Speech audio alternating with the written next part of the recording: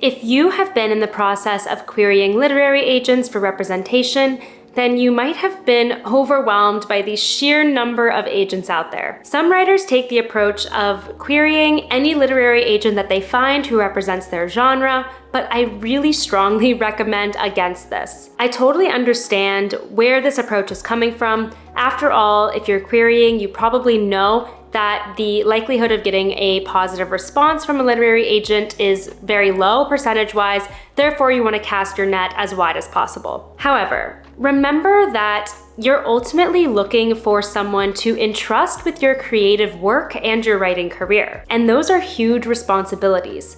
So I really recommend taking the time to vet any potential agent that you are thinking about reaching out to. You ultimately want to make sure that you are working with a professional who has your best interests at heart, who is going to be able to guide you in your career, and who is going to be a solid creative partner. So whether you are just beginning the querying process and creating a list of literary agents that you want to reach out to, or if you are even at the point of having multiple offers of representation, it is really important to vet these agents. So I'm going to talk about some ways to do this and how to confirm an agent's reputability to alleviate any potential problems down the line. If you are interested in the book publishing industry, I recommend subscribing to my channel. Every week, I either post a video like this with tips on the publishing process, especially for traditional publishing, or I give tips on how to strengthen your manuscript, and I'd love to have you around. If you have a current work in progress, I also recommend grabbing my free story self-assessment.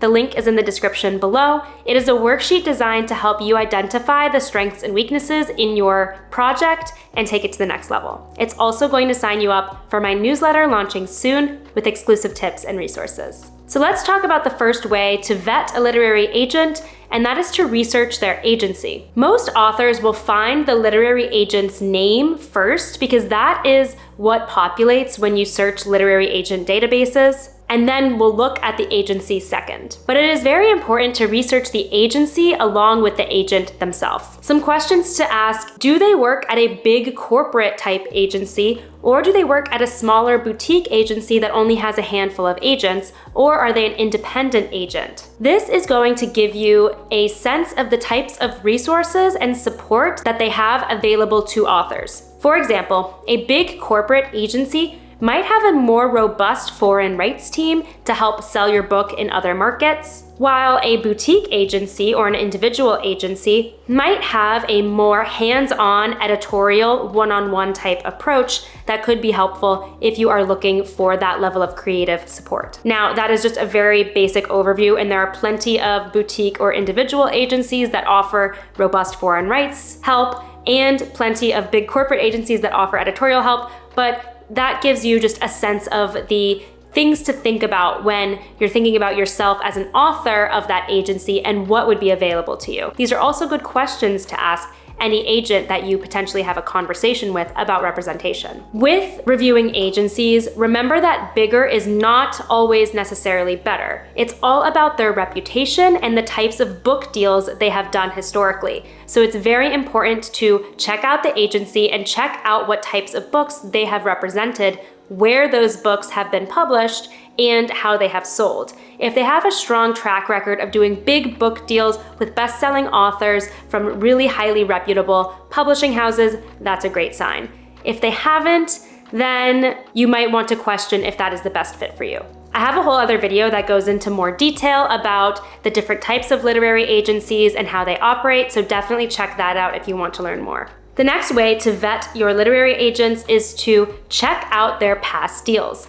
This is a really critical part of the process. So if you haven't done this, I highly, highly recommend doing it now, no matter where you are in the querying journey. Just as you want to see what book deals the agency has done overall, which they should feature on their website, you definitely want to look at the specific book deals that the agent has actually conducted. They might offer this information on their website under their agency profile, but many do not. So then how do you figure out what book deals this agent has done? The best resource for this is a website called publishersmarketplace.com, all one word. And this website releases announcements for every book deal that goes through the traditional publishing process. It will list the publishing house imprint, the author's name, the title of the book, the literary agent, and the acquiring editor at the publishing house, along with a little summary about the book itself. This website offers a $10 one-day pass for you to go ahead and do some quick research. So I recommend signing up for that and doing all your research on all your agents all at once.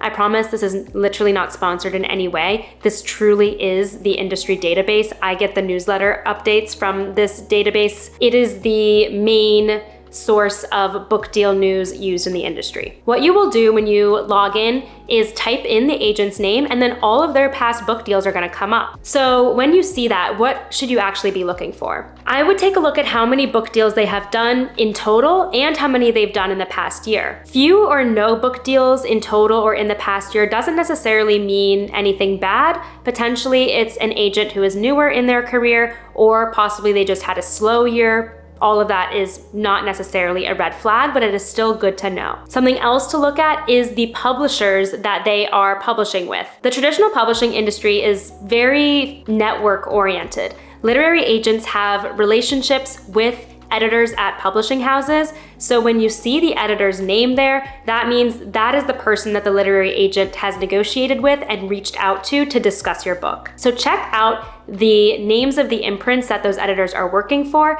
and see if that's the type of publisher you would like to have publish your book. Do they publish other authors that you admire? Do you like the genre that they specialize in? Do you like their overall approach to things like cover design and copy? Those are likely going to be the types of imprints that they are going to submit your book to. So it's really good to get a sense of who they have connections with in the industry. It's also good to check what types of genres they have been selling. Do the books on Publishers Marketplace sound similar to your book in some way, or are they totally different? If they're totally different, then maybe that's not an agent that is going to necessarily be the best fit for you, and you might instead consider querying a different agent at the agency, because remember, you typically can only query one agent per agency. The next way to vet literary agents is to review their client list. Many agents will list their current clients on their website, but if not, again, check Publishers Marketplace, and all of the authors who they have done deals for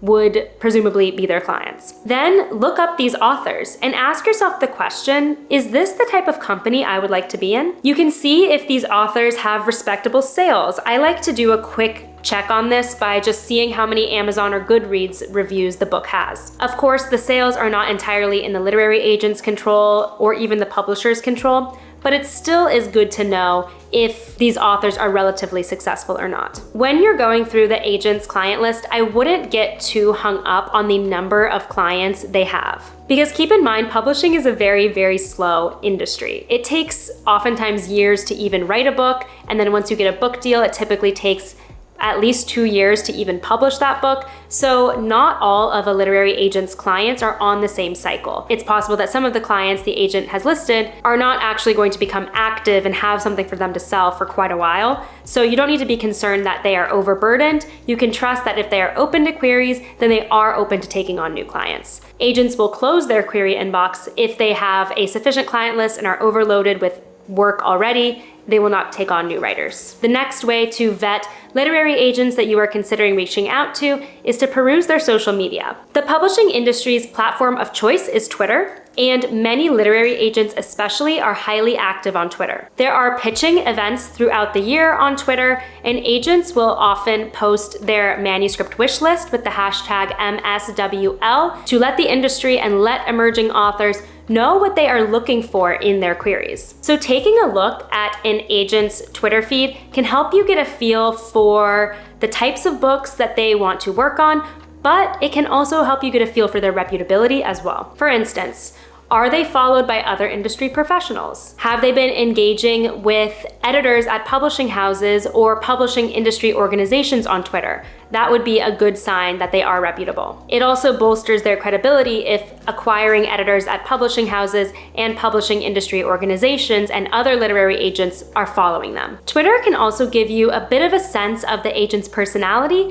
which is not necessarily the most important factor to consider when vetting literary agents, but it can help you know if you would have a similar working or communication style that could mesh well for a partnership. It isn't the most important thing to consider at this phase, but it's still good to know. The last tip for vetting literary agents is to watch for red flags. With the high demand for literary agents and the thousands of authors seeking representation from them, more and more publishing scams have unfortunately arisen. So definitely listen to your gut if someone who claims to be a literary agent gives you a bad impression. Some things to watch out for are if they have a very scarce or non-existent website, for instance. That is a very big red flag. All reputable literary agents should have a robust website with information about the agency, information about them, and about their querying process and the authors that they represent. If they don't have any book deals or clients listed on their website, then that can be a red flag as well. If you Google the literary agent's name and you really can't find any type of online presence, that can also be a red flag.